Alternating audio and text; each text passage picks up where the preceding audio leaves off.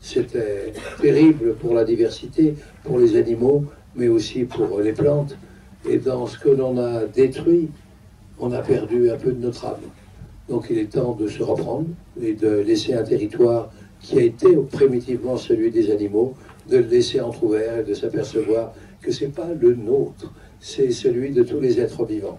Donc il était temps, et je crois, il y a des manifestations, il y a des grandes réunions politiques qui se passent, la COP21, etc., qui nous laissent penser que, ben non, c'est pas fini. Et c'est pas le catastrophisme. Et c'est pas, non, ici et là, on a des indices, non pas simplement par les instances internationales, mais ici, là, dans chaque province, dans chaque site de la France et au niveau de l'Europe, il y a des associations. Il y a même des gens qui sont intéressés par une rivière, qui en sont intéressés par un petit bout de forêt. Parce que là, il y a une diversité d'animaux qui est prodigieuse. Et ils se penchent dessus pendant des mois, des années. Et c'est là où on se rend compte que, mais non, on n'est pas sur une planète, un hémisphère foutu. Non, tout peut repartir parce qu'en puissance, tout est là. Donc voilà, c'était le petit préambule, si vous permettez, que je voulais vous adresser. Maintenant, d'autres voix, et ô combien scientifiques et ô combien beaucoup plus perspicaces et beaucoup plus voilà, rigides de renseignements que je ne suis. On continue. Mais bien sûr. Alors, qui veut se lancer ce soir pour la question,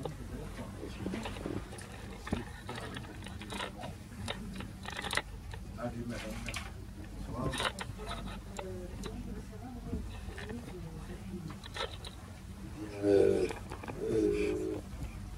Il peut répondre peut-être lui, notre producteur exécutif. Donc tout ce qui s'est passé, si les lieux ont été mauvais, c'est de sa faute. Voilà. Donc il va essayer de s'excuser auprès de vous. Allô. Donc en Europe. Hein.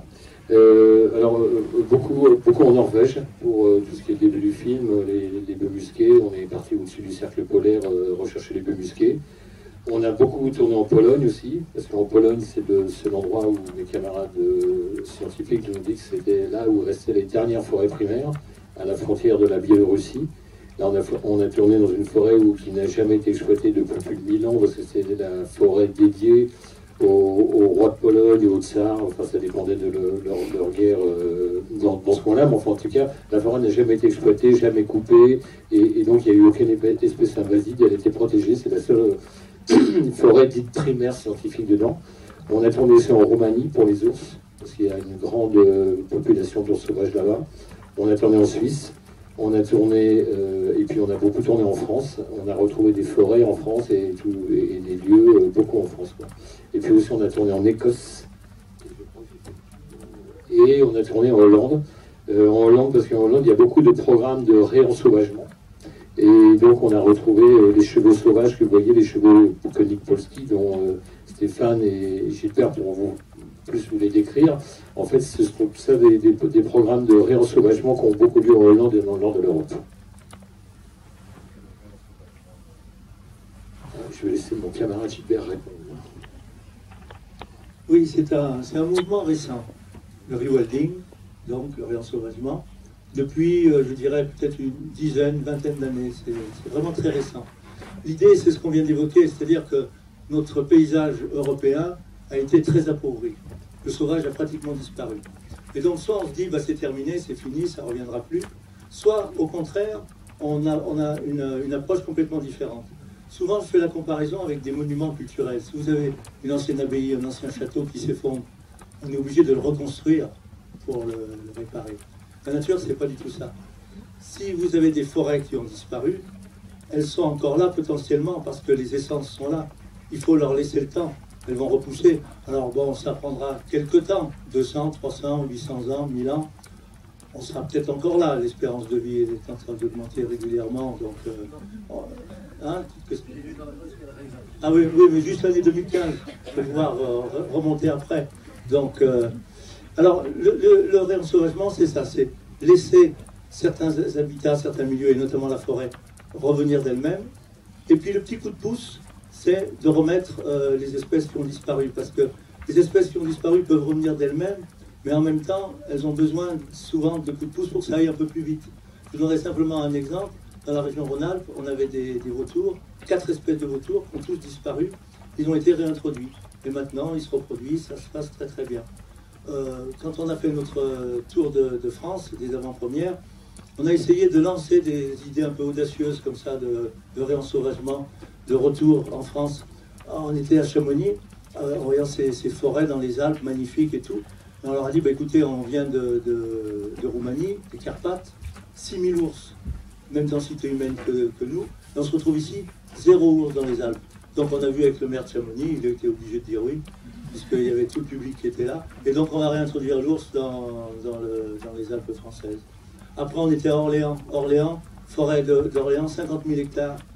Et puis alors on dit, ah oui, finalement, le bison, il ferait bien dans la forêt d'Orléans. Et donc il y avait la responsable de l'ONF là, et qu'est-ce que vous voulez qu'elle dise? Elle était d'accord.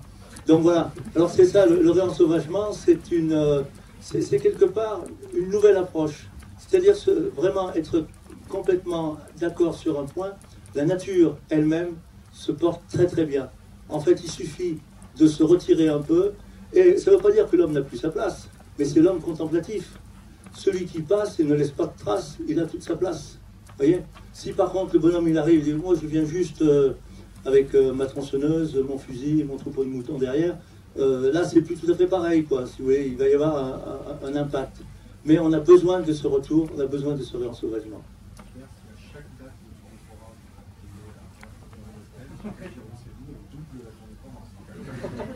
Mais c'était fait pour ça, oui, en effet. Et parce que nous sommes très audacieux. Et ce qui manque dans notre monde, et notamment dans le monde politique, c'est l'audace. Et avec, vous voyez, le bison, c'est tout simple. Quand on dit le bison, non, c'est pas possible, cette grosse bête, vous avez vu ces animaux absolument extraordinaires. Le bison a été réintroduit en Allemagne, dans un secteur où il y a 600 habitants au kilomètre carré. Il y a une vingtaine de bisons qui ont été réintroduits, entièrement sauvages. Ça se passe très très bien. Donc nous, la place dans la nature, elle y est très largement. Par contre, il faut faire une place dans la tête des hommes. Et là, c'est là que notre rôle est important, et le vôtre aussi. Monsieur. Bonsoir. Vous m'entendez ou pas? Ça va? Oui, je crois qu'on vous perçoit. Merci beaucoup déjà pour ce film. J'aurais 2 questions un peu techniques. La première, c'est qu'on voit assez fréquemment, enfin en tout cas surtout au début. Ah, c'est bien. Bonsoir. Donc on voit au début du film surtout, et même tout le long du film, des séquences avec des petits animaux, des insectes. Et je me demandais si c'était des prises de son réelles ou si c'était des bruitages qui avaient été rajoutés. Parce que autant certains sons ont l'air tout à fait authentiques, autant pour des insectes, je me posais cette question-là. Et j'avais aussi une deuxième question, globalement aussi technique. Comment est-ce que vous avez fait pour prendre certaines prises de vue qui sont assez exceptionnelles? Je pense d'une part à des combats d'animaux qui sont clairement authentiques, en tout cas qui paraissent authentiques, ou par exemple le vol de scarabée, des choses comme ça, que personnellement je n'avais jamais vu. Alors dans l'ordre, les prises de son, c'est du naturel, hein, c'est des prises de son direct. Alors pas sur, c'est pas le micro de la caméra, hein. C'est une équipe d'ingénieurs du son qui se déplace dans la même forêt, mais qui est décalée de, soit c'est en même temps, mais c'est décalé de quelques kilomètres, soit ils arrivent avant ou après le tournage image, mais c'est vraiment in situ. C'est sous la houlette de Philippe Barbeau, qui est vraiment le maître ingénieur du son pour tous les films de nature, un peu exigeant. Il a le matériel dernier écrit et il passe des semaines, des mois immergés dans la nature pour capter les sons les plus ténus. La deuxième question, c'était... Ouais. Alors les combats, oui, les combats, c'est comme vous disiez, authentique. Le combat des ours, le combat des cerfs, le combat des chevaux, tout ça c'est l'authentique pur jeu. Donc il faut juste être patient et être là au bon moment, quoi. Le combat des ours, on y était avec Gilbert et avec Jacques aussi, on s'y attendait pas vraiment, quoi. Ça s'est fait sous nos yeux, on était là tous les trois avec l'opérateur Philippe Garguil, et voilà, c'est quand même assez extraordinaire à vivre, parce que quand ils gueulent les ours, c'est très très impressionnant. Le brame des cerfs, c'est Laurent Charbonnier dans les forêts de Sologne. Le combat Les chevaux, c'est Jérôme Bouvier dans les Dombes. Non, voilà, donc tout ça, le combat des chamois et des bouquetins dans les Alpes, c'est encore Laurent Charbonnier. Donc voilà, tout ça, c'est des prises de vue sauvages. Oui, on peut s'approcher des animaux qui sont comme ça en colère, comme l'ours. Et donc c'était impressionnant. Et on a une photo qui résume très très bien ce qui est arrivé. Parce qu'il y a une photo, on voit une caméra toute seule, et devant la caméra, il y a un ours. On voit pas l'opérateur. C'est peut-être parce que l'ours il s'est approché un peu de la caméra, et d'une façon qui nous semblait un peu hostile, donc tout le monde a déguerpi. Donc c'est pour dire que l'on est véritablement dans la nature sauvage. Mais la nature sauvage, je veux dire, ça ne veut pas dire une nature méchante. Et que de temps en temps, il faut une certaine approche. De temps en temps, oui, il faut se méfier. C'est bien. Tous les animaux sauvages, libres, donc, ne sont pas devenus dociles. Ils restent sauvages. Et de temps en temps, ben voilà, je crois, auprès de l'homme, il faudrait se méfier beaucoup plus parce que ce que peut faire l'homme par rapport à son environnement, à la nature, c'est quand même beaucoup plus offensif que ne sont les animaux. Mais de temps en temps, il faut faire attention. Donc ça a été vrai pour les ours, ça peut être vrai, ça pourrait être vrai avec des loups, mais je dois dire qu'il y a deux types de tournage. Le tournage avec des animaux sauvages, donc vraiment sauvages, là c'est le talent et l'expérience de l'opérateur qui s'approche pendant des heures et des journées, et même sinon plus de l'endroit du site où l'animal sauvage est censé passer. Donc il attend, à l'affût, couvert de feuillage et sans nul bruit, et puis il peut filmer. Puis il y a les autres animaux, comme les loups, hein, les loups emblématiques. L'allégorie de la nature sauvage, c'est vraiment le loup qui l'exprime. Et là, c'est des animaux qui sont imprégnés. Donc imprégnés, c'est-à-dire qu'ils vivent en connaissant les personnes humaines qui les accompagnent. Vous savez, c'est l'expérience de Konrad Lorenz qui a suivi et qui a été au milieu des oies. Et donc les oies se posaient sur sa tête. Il y a des photos célèbres de la grande aventure, de l'expérience comme ça scientifique. Et donc on a utilisé cette expérience, ce procédé, et donc on prend tous les animaux tout petits, à quelques jours, sinon quelques heures, mais on ne les prend pas dans la nature sauvage. On n'a pas le droit, moralement, et vis-à-vis des conventions qui peuvent régir l'approche avec les animaux. Non, ils sont dans des petits sanctuaires, dans des petits conservatoires, disons, où on préserve et on accompagne ce qu'était l'expression des animaux sauvages. Donc on prend des petits loups, on prend des petits renards, mais qui n'étaient pas sauvages au début. Ils étaient encore une fois dans des petits domaines dans lesquels l'homme était là. Et donc on les prend et on devient des parents de substitution. Et donc les animaux se sentent libres. Oh, ils ne sont pas du tout dressés. On ne leur apprend pas à faire quelque chose. C'est pas comme des chiens qui se dressent comme ça. Oh, qu'il est joli le toutou. Ce ne sont pas des toutous du tout. Ce sont des animaux libres et qui aiment bien notre présence parce qu'elle leur semble protectrice. Et donc, on navigue avec eux, on évolue avec eux, et on peut même courir à toute vitesse. Et là, c'est un autre, c'est pas simplement des animaux imprégnés, mais de trouver la technique, et la technique d'élaborer des machines, des plateformes qui peuvent aller aussi bien que les instruments, que les espèces. Et je te laisse continuer sur qu'est-ce que c'est la technique que l'on met au point pour suivre les animaux.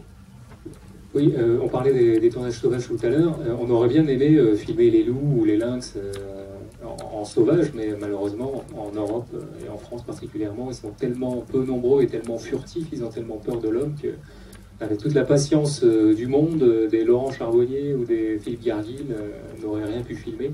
Donc pour filmer ou des scènes même qui n'existent plus aujourd'hui, comme la course des loups avec les chevaux, une scène qui existait dans le passé, hein, il y a 5000 ans, il y a 10 000 ans, mais qui n'existe plus aujourd'hui parce qu'il n'y a plus de vraiment chevaux sauvages et il y a trop peu de loups.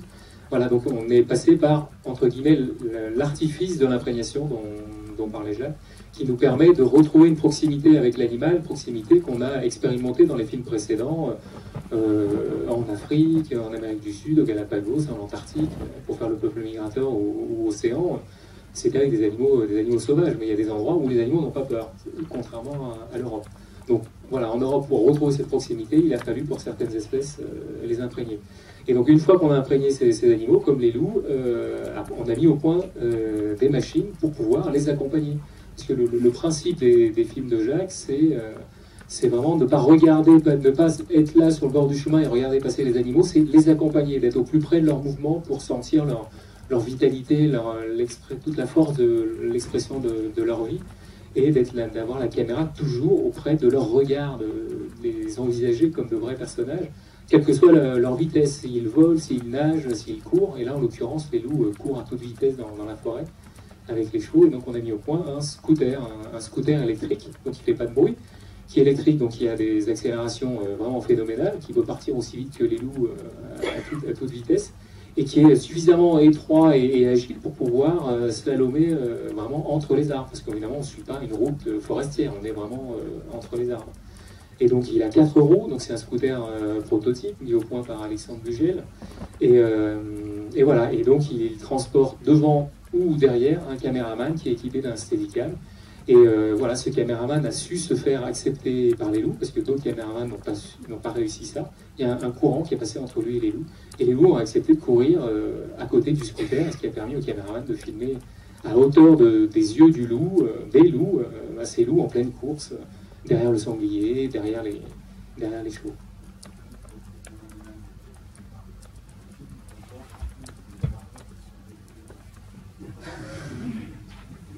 Non, mais on n'a pas eu de blessés à déplorer, heureusement. Oui, pour le scarabée, il faut dire qu'en ce qui concerne les insectes, en les ayant observés, on sait quelle est la direction, le chemin, même s'il est aérien, la façon dont il se déplace.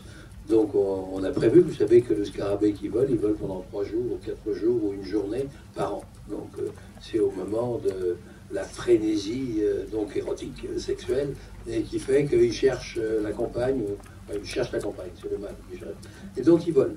Et il vole dans des allées toujours à même hauteur, mais avec une force, je vous assure, vous baissez la tête. Quand vous le voyez arriver, on baisse la tête et il passe. Mais il passe parce qu'il a un rendez-vous, il espère avoir un rendez-vous, et il va retrouver la compagne supposée. Donc voilà, c'est un jeu un petit peu comme dans ce film, comme dans tous les films qu'on a pu faire, c'est un peu de connaître quels sont les déplacements, quels sont les rythmes que peuvent avoir les animaux, et en les connaissant, on est à la croisée des chemins, et puis on les poursuit. Mais je dois dire, comme ça, j'y réfléchissais maintenant, on a fait des films qui sont bons, qui sont pas très bons. Enfin, peu importe, chacun son point de vue, et d'autant plus qu'on n'explique pas les choses, on n'a pas de pédagogie, on est au milieu de la nature, s'il y a un renseignement, c'est la nature qui le livre, et non pas le commentaire, même bien que ce soit Stéphane qui l'ait écrit, mais en tout cas, c'est pas lourd de pédagogie et de renseignement. Mais on est compte quand même, depuis qu'on a fait, vous appréciez ou pas, mais on a fait le peuple migrateur. La première fois dans l'histoire de l'humanité qu'on vole avec des oiseaux. On est épaule contre plume, où on vole à 2000 mètres par-dessus les nuages et autour de la Terre. Vous vous rendez compte le bonheur que l'on a? Encore une fois, peu importe les jugements de valeur qu'on peut avoir, quand on a tourné sous la surface avec les océans, on était à 40 km/h avec des thons, avec des dauphins. Vous vous rendez compte la sensation que l'on trouvait? Je parle tout simplement, nous comme premiers spectateurs, dans le mouvement des choses, de la nature, c'est fantastique. Et là, quand on voit un rideau d'arbres infranchissable, sauf qu'il y a des animaux qui, comment ils font, les chevaux, les Konik-Polski, voilà, c'est leur appellation, les Konik-Polski qui pénètrent à toute vitesse, et on regarde ça, on se dit, mais c'est formidable. Mais pour bien les connaître, pour connaître un animal, il faut le connaître dans son énergie, dans son mouvement. Donc commence la problématique, et bien sûr, puisque c'est impossible, eh bien, on va y arriver, et on y arrive. Et c'est pas une illusion, c'est un bonheur de savoir que, voilà, on a cette chance, malgré notre technique, notre connaissance des animaux, on est les premiers dans le mouvement des animaux et de la nature à épouser ce mouvement. Je vous assure, il y a quelque chose qui est enivrant, et de temps en temps, je me souviens d'un garçon qui s'appelait Thierry Machado, la première fois qu'il a volé au-dessus de tous les obstacles aériens, tout ce qu'il peut rencontrer, c'est-à-dire même la chasse, mais surtout la nature, les arbres, tout. Et c'était la première fois qu'il montait sur un ULM. Et la première fois qu'il avait une caméra avec un pilote, on ne peut plus brillant. Il est revenu, et donc ils sont tout seuls, hein, le pilote et puis le caméraman, et on lui a demandé alors comment c'était là-haut. On était en attente de ce qu'il pouvait nous dire. Il n'a pas pu parler. Il n'a pas pu parler pendant très longtemps. Pendant presque 1 heure. parce que l'émotion était tellement intense. Parce que de voler à côté de nos cousins de planète, je vous assure que c'est une sensation que l'on n'imagine pas. Donc, outre les réalisateurs qu'on peut être, mais on est les premiers spectateurs. Vous vous rendez compte que ça fait depuis l'histoire de l'humanité, on rêve de voler avec les oiseaux. Depuis l'histoire de l'humanité, on se penche par-dessus le bateau, sur la rambarde, pour voir les poissons qui foncent à toute vitesse à 2 mètres, 3 mètres, 5 mètres. On est les premiers à les voir. C'est pas spectaculaire, on s'en fout, c'est pas... Mais on assiste à des spectacles du monde en place favori. Je vous assure qu'on a des bonheurs qui ne sont pas du labeur. On n'est pas simplement, on n'est pas des professionnels, mais on est ceux qui avons la chance, qui être à côté des mouvements de liberté des animaux. Et je vous assure, ça vaut la peine d'en faire de temps en temps de ces films-là et d'avoir ce passeport qui nous permet d'être à côté d'eux.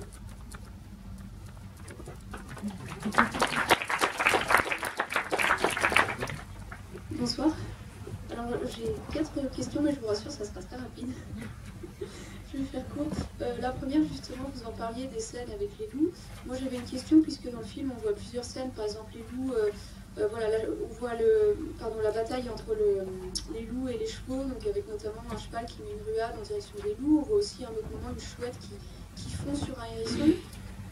Comme vous dites qu'il n'y a pas eu d'animaux blessés pendant le tournage, est-ce qu'il y a eu des artifices utilisés ou est-ce qu'il y a quand même eu des vrais combats et donc des animaux blessés ou tués, mais c'était entre eux en fait?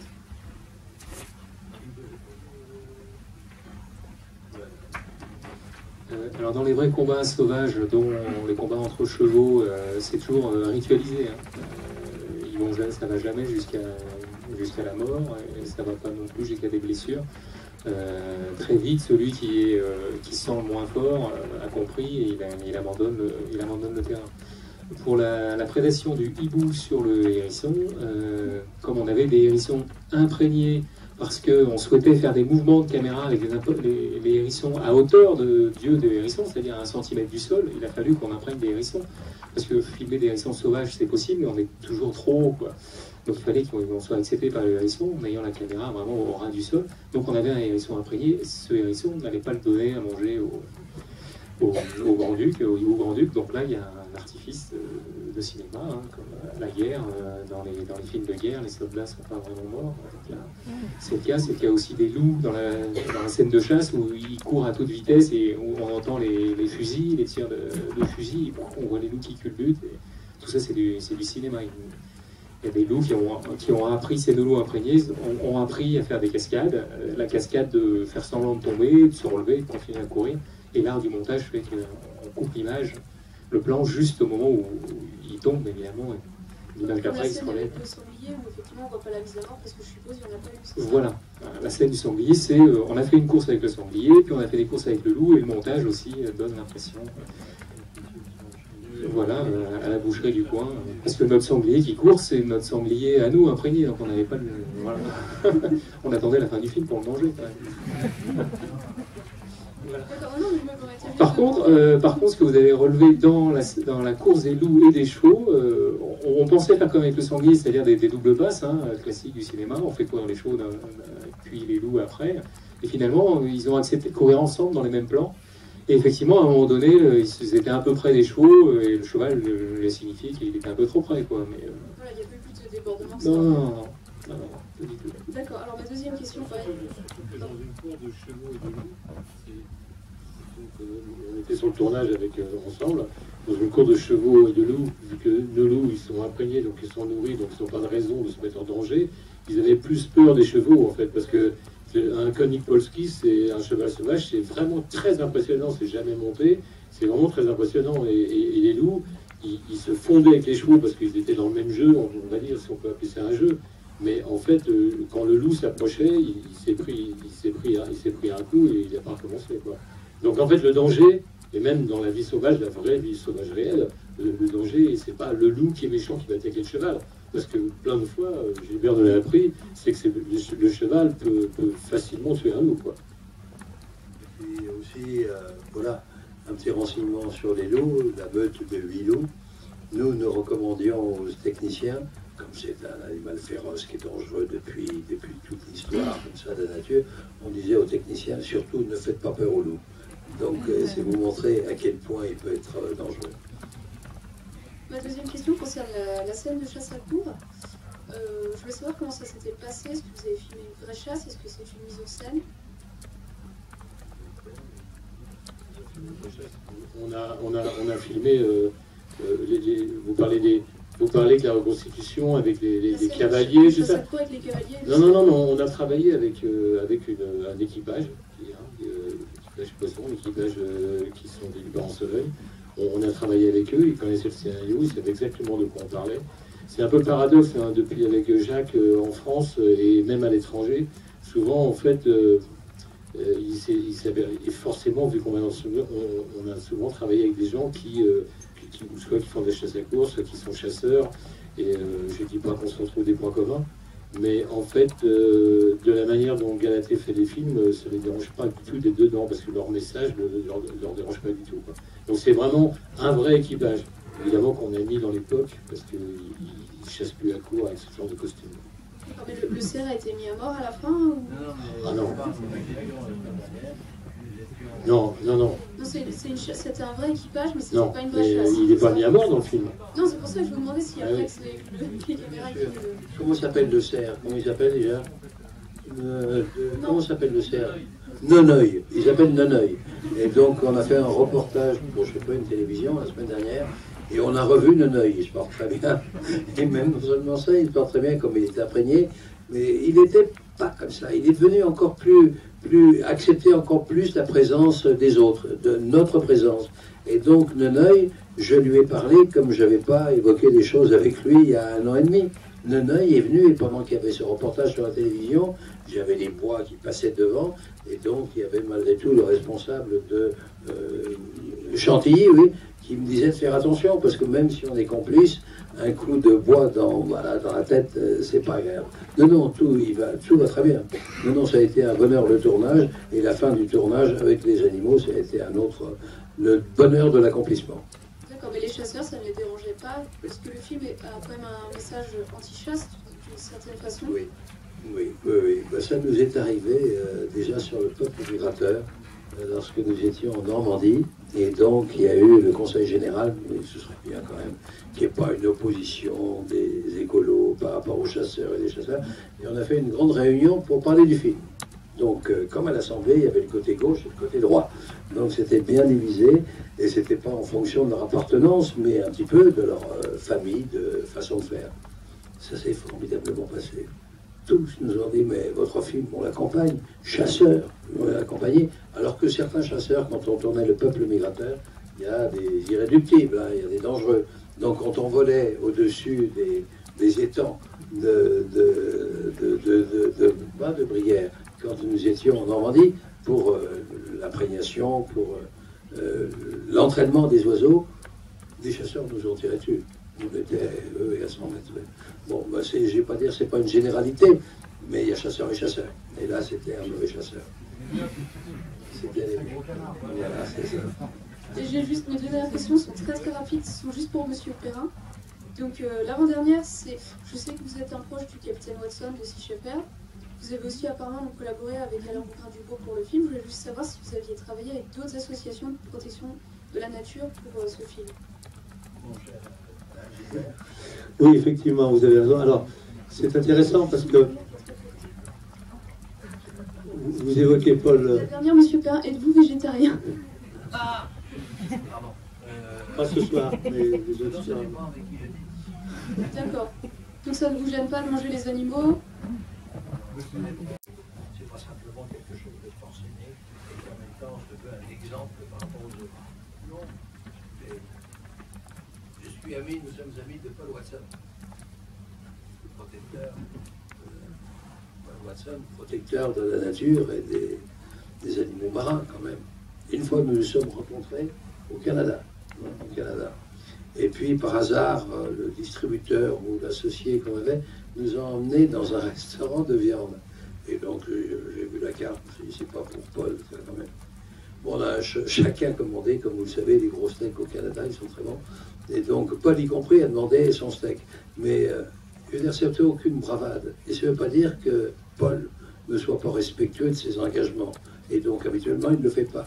mais quand même, est-ce qu'on va définir allez, une éthique et une valeur de la personne en fonction de ce qu'il est, de ce qu'il n'est pas? Il aime la nature, il la respecte, donc il ne mange pas de viande. Je ne crois pas, c'est à chacun. Et je pense que le végétarien s'élargit de plus en plus. Et il y en a de plus en plus.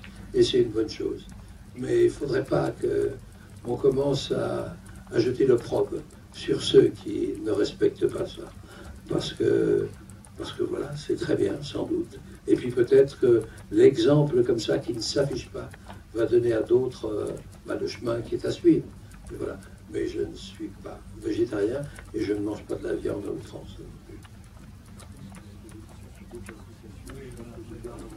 Oui, effectivement. Alors, d'abord, pour revenir simplement très rapidement sur Paul Watson, il était samedi dernier à Lyon pour une manifestation pro-loup. Donc voilà. Et nous avions donné une petite conférence de presse auparavant. Et nous avons travaillé avec une association qui s'appelle l'ASPAS, l'Association de protection des animaux sauvages. Et donc Jacques Perrin était venu inaugurer la première réserve de vie sauvage il y a 1 an dans le sud du Vercors. Et donc à l'occasion de nos avant-premières, on a inauguré une deuxième réserve de vie sauvage, la réserve des 2 lacs. Et voilà, donc on a travaillé avec ces associations. Mais après, c'est vrai qu'avec le monde de la chasse, alors moi j'ai une petite anecdote que je trouve fort sympathique. Lorsqu'on a fait l'avant-première à Valence, j'ai 2 amis chasseurs qui m'ont dit: après un film comme ça, on dépose le fusil. Donc voilà, je trouve que c'est... Après, la chasse, on n'est pas contre la chasse, mais si elle peut être moindre, après tout, pourquoi pas. C'est un petit peu cette idée de nouvelle alliance, mais on y va doucement. Et comme dit Jacques, on va donner des exemples, et puis après, ce sera suivi, ça ne se sera pas. Voilà, chacun à son rythme. Je crois que c'est dans cet état d'esprit qu'on s'inscrit, mais pas dans une opposition frontale, absolument pas. Parce que c'est vrai qu'on a beaucoup de chasseurs qui se lamentent de la perte de biodiversité, tout comme les naturalistes. Donc voilà, on est un petit peu dans ce même monde. Bonjour, donc c'est pas une question, c'est un commentaire pour vous dire que tout le début du film, j'ai souri énormément. Vous parliez du bonheur que vous avez eu en filmant ce film, ben, vous l'avez très bien transmis. C'est très enthousiasmant, c'est très beau, c'est très touchant. J'ai vu les animaux comme je les avais jamais vus. Pourtant, je regarde des documentaires d'animaux. Et juste, j'espère que j'aurai l'honneur de regarder ça en réalité un jour et que mes enfants et les enfants de mes enfants pourront le voir aussi. Merci. Oui, c'est tout à fait ce que nous voulons montrer. Si vous voulez, la proximité que nous avons montrée dans ce film, c'est en fait une proximité originelle. Je dis souvent que quand on visite la reconstitution de la grotte Chauvet, par exemple, ou la grotte de Lascaux, vous avez des scènes qui sont représentées, qui démontrent que l'homme préhistorique a observé de très très près. Or, il n'avait pas de jumelles, il n'avait pas de téléobjectif. Donc il y avait une proximité, si vous voulez, entre le monde sauvage et l'homme qui était très importante.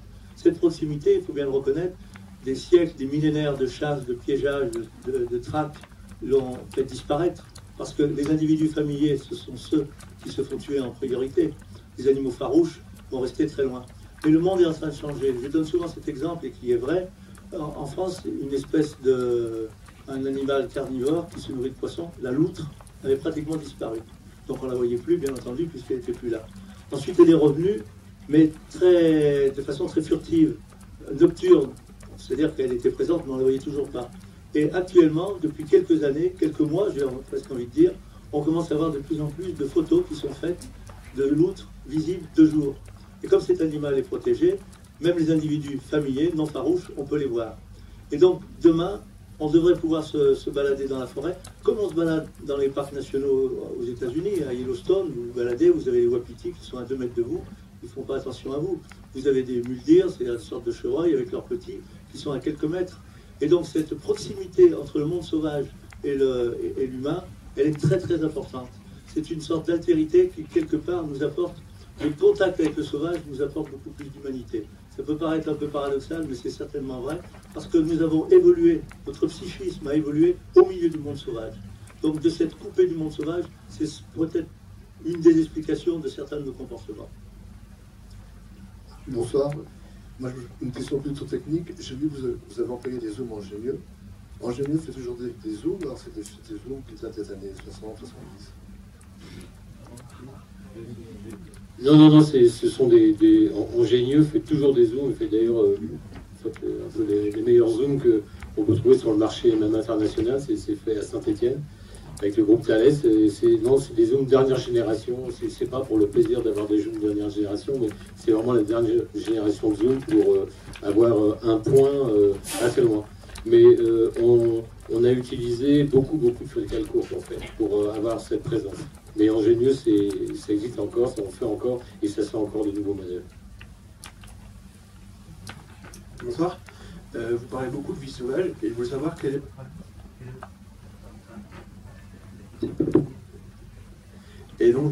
est votre avis sur les zoos et les parcs zoologiques en général.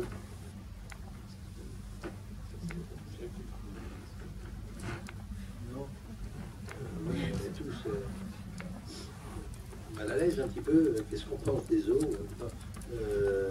Gilbert, peut-être.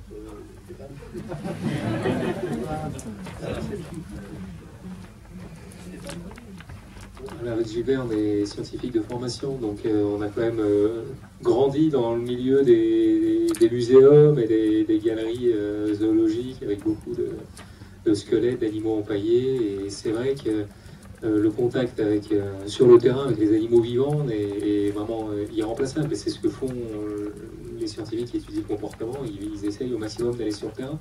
Et ça me permet de rebondir sur la collaboration entre nous, équipe de cinéastes, et le monde scientifique. Ces films ne peuvent pas se faire sans la collaboration étroite avec les scientifiques. Dans un premier temps, parce qu'ils nous nourrissent, on se nourrit de leur connaissance, de leur enthousiasme et de leur passion, bien sûr, qu'on partage avec eux, mais de leur connaissance. Pour aller filmer tel oiseau, telle baleine ou tel animal dans les forêts, il faut connaître son comportement, savoir où il vit, à quelle époque il exprime ce comportement. Donc il y a au préalable une énorme documentation. Et elle ne peut pas se faire sans l'accord, sans l'aval des scientifiques. Les scientifiques nous accompagnent très souvent sur le terrain. Et ça leur permet, en nous accompagnant, de vivre des expériences et d'approcher les animaux sauvages, s'exprimant en pleine liberté, souvent mieux que ce qu'ils font pendant leurs études scientifiques. Je donne deux exemples sur le peuple migrateur. Les ornithologues, pendant des siècles, ont regardé les oiseaux voler depuis le sol, donc les oiseaux passent dans le ciel. Au mieux, ils avaient une paire de jumelles. Et là, avec le peuple migrateur, on leur a permis de partir avec les oiseaux et de les étudier in situ, en plein vol, à 2000 mètres d'altitude, entourés d'oiseaux. Ils ont pu faire leurs expériences. Je pense à Jean Dors, le président du muséum, qui a passé toute sa vie une célébrité, enfin une sommité mondiale sur les oiseaux. Il a toujours étudié les oiseaux au sol ou dans les musées, justement. Lui, il tirait les oiseaux et il les empaillait et il les étudiait comme ça. Et à 70 ans, 75 ans, fin des années 99 ou 2000, on lui a permis de voler avec les oiseaux. Et il a complètement révolutionné tout son savoir sur les oiseaux. Pendant 70 ans, il pensait que les oiseaux c'était comme ça. Et en un vol d'1 heure en Normandie avec nos oiseaux, et il a redécouvert le monde des oiseaux.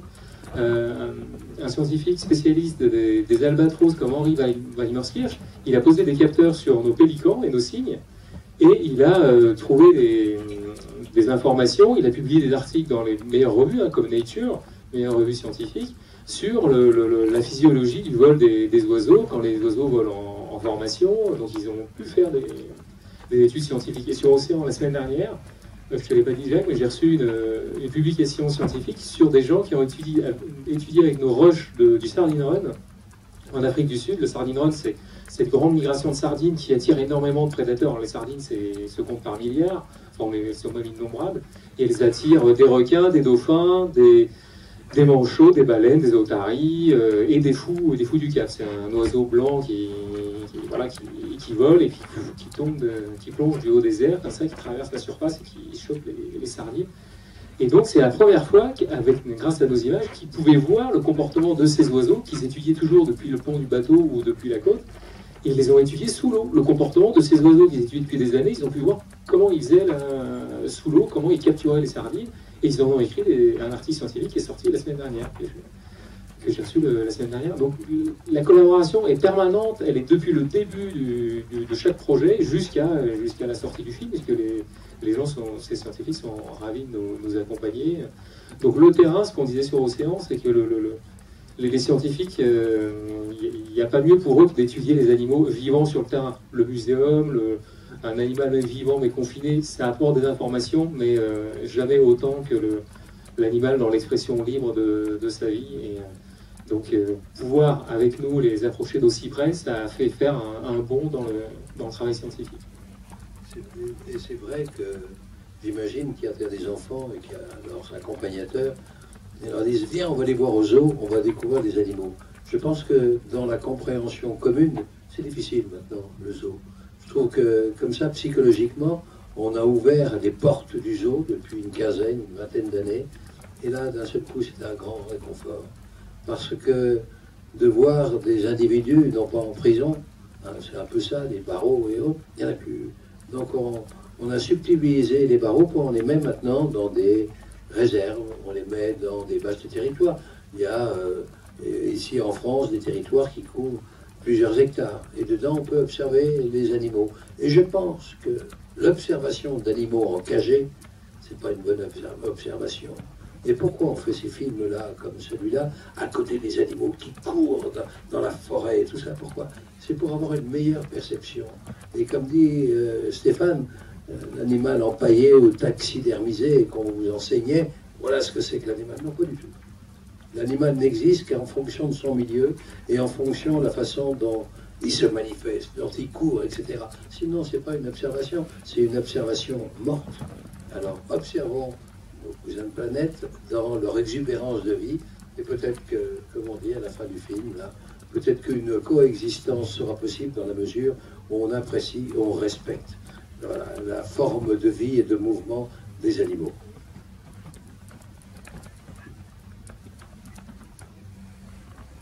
Oui, simplement, rapidement, les zoos ont compris cette nouvelle approche et ils participent notamment à des programmes de réintroduction. Je vous donnerai simplement deux exemples. Le fameux bison que vous voyez dans le film. Le bison a complètement disparu sauvage. Dans la nature, il n'y en avait plus du tout. Par contre, il en restait une quinzaine dispersés dans différents zoos. Et c'est à partir de cette quinzaine d'individus que tous les bisons ont pu être réintroduits dans le monde sauvage. Et actuellement, on a en bison d'Europe à peu près 5000 individus qui descendent de cette petite quinzaine d'individus qui étaient présents dans les zoos. Sur les 5000 individus, il y en a 2000 qui sont dans des enclos, dans des vastes réserves. On en a visité une dans les monts d'Azur, qui fait 800 hectares. Et il y en a à peu près 3000 qui sont entièrement libres. Ceux en Allemagne, que j'évoquais tout à l'heure, et puis dans toute la chaîne des Carpates, et en Scandinavie aussi, dans certains secteurs. Donc, vous voyez, il y a ce rôle-là. Et très précisément, dans le cadre de notre film, on a un vétérinaire, Éric Bureau, qui travaille au zoo de Villars-les-Dombes. C'est un zoo où il y a essentiellement des oiseaux. Et on a un projet de réintroduction d'un ibis, c'est une sorte d'échassier, ibis chauve. Il est vraiment assez rigolo, quoi. Il est chauve. Ibis, c'est voilà, tout noir, avec ibis chauve, voilà. Il est chauve. Pas comme toi. Tu vois, voilà. Il a des beaux cheveux. Et lui, voilà. Mais c'est un animal qui a disparu probablement au Moyen-Âge. Et au zoo de Villars-les-Dombes, eh bien, il y a des ibis chauves qui vont être reproduits et qui vont être relâchés donc, dans la nature. Donc voilà, le zoo Douai-la-Fontaine, il y a plusieurs zoos comme ça qui se sont spécialisés. Les retours des vautours, les gypaètes barbus, etc. Beaucoup d'individus sont nés en zoo. Mais bien entendu, ce n'est pas l'idéal, c'est un pis-aller. On espère bien entendu que tout cela va fonctionner tout seul. Sans nous, ce sera bien sûr l'objectif à atteindre. Bonsoir. Donc depuis tout à l'heure, vous nous expliquez bien le film étant un vaisseau pour approcher un petit peu les politiques, les gens ont plus de pouvoir, permet aussi un chemin pour les scientifiques d'observer les animaux à l'état sauvage, ou en tout cas en action vivant. Ma question porte plus sur comment vous touchez le public de non-professionnels, parce que effectivement, donc dans le film, vous prenez le parti de ne pas être vraiment explicatif, vous nous montrez la nature telle qu'elle est. Est-ce qu'il y a des choses qui sont mises en place autour des projections vraiment publiques, au-delà là, parce que de blogueurs ou de journalistes? Est-ce qu'il y a des plateformes qui sont mises en place justement pour un peu plus avoir des actions concrètes avec le public, ou vous voulez vraiment rester dans cette démarche de laisser le public contempler tout simplement la nature et de se faire un avis tout seul.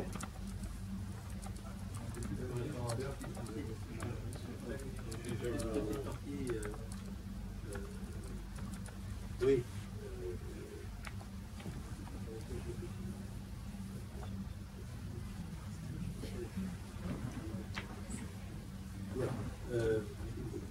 Oui. Alors, quelle est la portée du film? Donc, de penser que ce film va être public, pour ne pas dire commercial. Non, on s'est fichu rien. Non, je ne dis pas du tout dans le commercial, c'était plus... Non, pas du tout, c'est que on comprend l'utilité du film pour appeler les politiques et pour les scientifiques, mais est-ce qu'il y a des plateformes mises en place autour pour que le public, par exemple, moi, ni scientifique ni politique, puisse, je ne sais pas, avoir accès dans vous expliquez les techniques justement d'imprégnation des animaux, enfin voilà, est-ce qu'il y a des choses qui sont mises en place ou c'est juste, on voit la nature telle qu'elle est et après de nous-mêmes on ira se documenter, ou est-ce que vous mettez en place une documentation plus accessible finalement? Oui. Hein? Ouais. Les équipes de Galatée qui entourent Jacques et toute la production du film, et nous-mêmes chez Pathé à la distribution, nous avons travaillé avec une société par exemple formidable qui s'appelle Smallbang, qui a développé une plateforme web qui s'appelle lessaisonsdefilm.com, qui est un site extrêmement complet qui détaille toutes les différentes étapes de transformation de l'espace naturel européen au travers des 20 000 ans étudiés dans le film, et qui a fait un énorme travail de curation sur Internet. Donc on a été rechercher pour le grand public toutes les sources d'informations justement très précises et très scientifiques sur toutes les modifications qui sont abordées, décrites, mais non pas expliquées de manière didactique dans le film. Et les équipes de Galatée ont aussi développé un produit gratuit formidable qui s'appelle Morphosis les saisons, qui est une application interactive disponible sur les 2 grandes plateformes de tablettes et de smartphones, qui est vraiment un outil extrêmement pédagogique, destiné à une écoute conjointe entre des parents par exemple et les enfants, et qui permettent de manière interactive de mettre en scène ces interactions entre l'homme et la nature, ces changements qui se sont opérés au fil du temps, et aussi comment ça a influé sur les espèces je dirais sauvages et comment elles ont pu se réapproprier certains terrains. Donc je vous invite à découvrir ces plateformes-là. C'est pas fini. Donc tu parlais, Thomas, du site internet et de l'application qui est gratuite. Il y a aussi un énorme travail pédagogique à destination des enseignants et des scolaires, primaires et secondaires, avec des dossiers pédagogiques sur toutes les thématiques abordées, donc que ce soit en histoire, en géographie, en SVT, voilà, qui sont accessibles par le site et qui ont été directement envoyés à tous les enseignants aussi. Donc, voilà. Et puis il y a aussi aux éditions Actes Sud un ensemble de 4 livres avec un beau livre avec des très belles photos et toutes les explications à la fois sur le film, sur le making-of, voilà, plus 3 livres pour enfants, documentaires, plus des contes pour rêver sur l'univers de la forêt et un cahier d'activités. Mais c'est vrai qu'au cours de tous les films qu'on a fait, c'est quelque chose dont on a pris conscience très progressivement. Sur le peuple migrateur, il y avait eu 2 livres, un livre pour toute la famille et un livre pour enfants, et on ne s'était pas rendu compte que ce genre de film suscite énormément de questionnements et que à ces questions, il faut qu'on essaie d'apporter des réponses. Alors le film n'est pas là pour apporter des réponses, mais il faut créer quelque chose autour du film qui l'accompagne, dans lequel on puisse trouver ces réponses. Du coup, par exemple sur Océan, on est allé un peu plus loin, parce qu'il y a eu 6 livres et un très beau site internet. Et là, quand on a commencé les saisons, on a dès le départ pensé au site internet, on a eu l'idée de l'application, des livres, donc voilà, c'est quelque chose qui prend de l'ampleur. C'est pas au départ notre métier, mais voilà, on a à cœur, c'est vrai quand on rencontre le public, on voit bien que c'était pour ça, les gens se posent énormément de questions. Et voilà, on a aussi à cœur de leur répondre. Dans des livres différents. Je me souviens plus qui a écrit tous ces livres.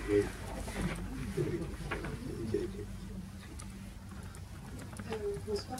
Je voudrais vous poser une question sur la place de la fiction dans le film, parce que c'est quelque chose qui est assez inédit dans votre travail, et je voudrais savoir ce que ça apporte au film dans la mesure où est-ce que ça comble un vide historique? Est-ce que c'est une manière de replacer l'homme au cœur de toute cette histoire des animaux ou autre chose, je ne sais pas, mais quel est vraiment l'enjeu de cette fiction dans le film ici? La principale raison, c'est que pour filmer les animaux libres, déchaînés, dans des courses effrénées, on ne peut pas avec des animaux sauvages s'ils ne sont pas imprégnés. On ne peut pas être à 40 km/h en évitant un arbre, des racines, des monticules. On ne peut pas. Donc il faut préparer un tant soit peu le terrain sans apprendre aux animaux, parce qu'en aucune façon ce sont des animaux dressés, mais en leur montrant le parcours qu'ils pourraient emprunter. Et d'une certaine façon en balisant légèrement ce parcours. Et là on arrive à l'expression de l'animal libre, sans dire sauvage, parce qu'ils ne sont pas tout à fait, mais libres. Hein, on n'a rien appris aux comportements, ce ne sont pas des toutous qui nous sautent dessus quand on arrive et vivent leur tranquillité et leur vie à côté de nous, près de nous. Et donc c'est un échange déjà, on assiste avec nos expériences déjà à un premier rapprochement entre des êtres humains qui les respectent et des animaux qui n'ont pas peur de la présence humaine. Mais pour faire un raccourci, pour expliquer, pour donner une notion d'histoire, on est obligé, et avec satisfaction, avec bonheur, d'être à côté de ces animaux qui, au contraire, ne fuient pas quand on arrive, mais sont tout à fait heureux d'être près de notre présence. Oui, ce qui était inédit aussi, c'était que dans ce film, on voulait raconter ces 20 000 ans d'histoire. Alors au début, les modifications, on passe de l'âge de glace à l'âge d'or de la forêt, c'est des modifications entièrement naturelles, hein, pour des questions astronomiques. La Terre change un peu de position, on reçoit plus d'énergie du Soleil, donc bref, voilà, le climat change. Mais après, toutes les modifications de l'environnement, elles sont essentiellement suscitées par l'homme. Et si on veut raconter les dernières 10 000 ans, même si on est toujours avec les animaux sauvages, eh ben, il faut qu'on vive avec eux la forêt qui disparaît, qui s'ouvre, les champs qui arrivent, les rivières qui sont barrées. Et ça tombe pas du ciel. C'est bien l'homme qui est facteur qui est facteur de tout ça. Donc il faut qu'on le voit. Donc il y a des scènes forcément entre guillemets fictionnées où on voit l'homme, ou ne serait-ce qu'une silhouette ou une ombre ou une trace humaine qui montre que un jour un hérisson qui se balade dans la forêt, il se retrouve devant une voie romaine, et c'est le premier accident de la route, où le loup qui a couru pendant des milliers d'années libre dans la forêt, un jour, on lui tire dessus. Donc forcément, l'homme a sa place dans le film. On a toujours voulu donner le premier rôle aux animaux, et contrairement aux films de fiction classique, c'est l'animal qui a le premier rôle et l'homme qui est acteur de complément, qui est figurant. Donc on a cherché à inverser le point de vue et de raconter cette histoire qu'on apprend tous à l'école, 52, la conquête des Gaules par Jules César, 1515 Marignan, on va raconter tout ça, mais du point de vue des animaux. Comment ils ont été témoins de tout ça, comment ils ont vécu tout ça. Merci beaucoup. Ça fait déjà une belle heure que nous devisons. Je propose peut-être de prendre une ou deux dernières questions et de laisser tout le monde repartir à la maison. Est-ce que quelqu'un a encore une question, ou est-ce qu'on en reste là, mesdames et messieurs? Une dernière question, madame. Notre hérisson, vous disiez notre sanglier. Je voulais savoir qu'est-ce qu'ils sont maintenant. Enfin, où est-ce qu'ils sont, qu'est-ce qu'ils font? Ils vont jouer dans les saisons 2. Non, ils sont pas chez Pathé parce que ça marcherait pas, ça. On n'a pas trop la place, on manque un peu de verdure. Non, ils sont remplacés par les Konik-Polski, les chevaux sauvages sont dans un grand parc dans les Pyrénées. Et les chevaux, les loups sont autour de Toulouse, et les oiseaux sont repartis, parce qu'il y en a qui venaient de là-bas au grand parc de Villars-les-Dombes. Voilà. Mais ils sont vraiment dans les espaces que décrivaient Jacques et Gilbert tout à l'heure. Ils ne sont pas repartis dans les zoos, ils ne sont pas dans les cirques. Voilà, ils sont partis, mais la plupart des animaux que vous avez vus, quand même, dans ce film-là, sont des animaux sauvages. Donc en fait, c'était l'approche. On n'a pas imprégné 300 animaux, quoi. Donc on a fait très attention au départ d'où viennent les animaux, de la manière dont on a filmé avec eux et de là où ils sont placés derrière. Donc Galatée, depuis tout le temps, fait très attention à ça. Voilà. Merci à vous. Bonsoir.